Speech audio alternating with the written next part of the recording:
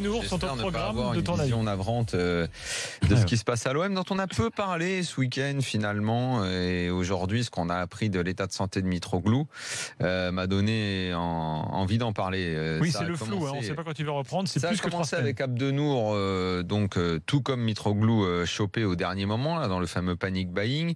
Le mec démarre, on ne sait pas s'il est prêt. Donc, qui décide? Il est prêt, il n'est pas prêt? Quel est son état de forme? Il joue. Fiasco. Perte à domicile. Match pitoyable, ridicule. Il se blesse. Pire, tu ne pouvais pas faire mieux. pour ta recrue en défense, secteur qui était très important, secteur où on attendait une recrue. Bim, planté.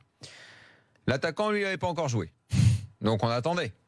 On n'en est même plus à se poser les questions de comment ils joueront quand il sera là, parce qu'on ne sait pas quand il sera là et quand il va être là. Là, ça commence un petit peu à faire beaucoup. Parce que, encore une fois, le service médical, qu'est-ce qu'il fout? Qui dirige ce service? Comment on peut nous dire dans une semaine, dans 2 semaines, dans 3 semaines, en arrivant, il a passé une visite médicale? Il l'a vraiment passé, il l'a mal passé. Benfica a glissé une banane dans l'affaire. C'est quoi? Donc, comme tu disais, c'est flou. Et on le sait maintenant depuis un peu plus de 5 ans. Quand c'est flou, c'est qu'il y a un loup. Hein, c'est une ex-amie de Florent Gautreau qui avait popularisé cette phrase.